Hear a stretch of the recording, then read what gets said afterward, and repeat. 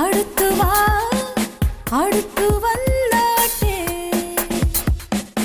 അടുത്തു വാ അടുത്തു വാ അടുത്തു വന്നാട്ടെ.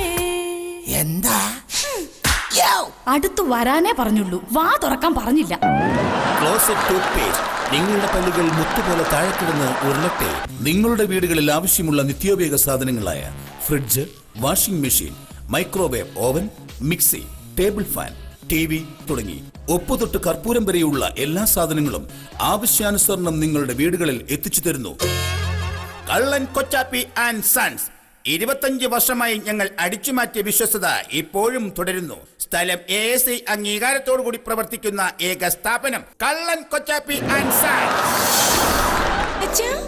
എന്താ മോളെ? ഞാൻ കോളേജിലേക്ക് പോവാ.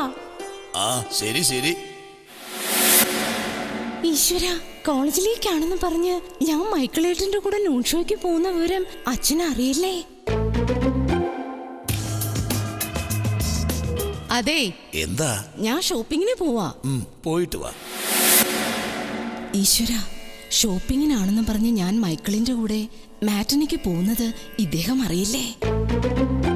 അങ്ങനെ രണ്ടുപേരും പോയി. ഈശ്വര, ഈ സമയത്ത് മൈക്കിളിന്റെ ഭാര്യ ഇവിടെ വരുന്നത് ഇവരാരും അറിയല്ലേ? പ്രാർത്ഥിക്കുവാൻ ഓരോരുത്തർക്കും ഓരോ കാരണങ്ങളുണ്ട്. മൈക്കിൾ ബ്രാൻഡ് അഗർബത്തികൾ. Hi Mrs Jayaram. Hi Mahadevan. നിങ്ങൾക്ക് ഞാനൊരു സർപ്രൈസ് തരട്ടെ? എങ്ങനെ?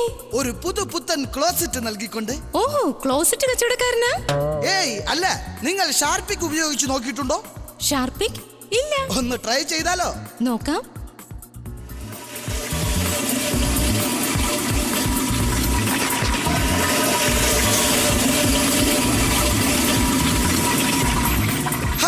കഴിഞ്ഞു.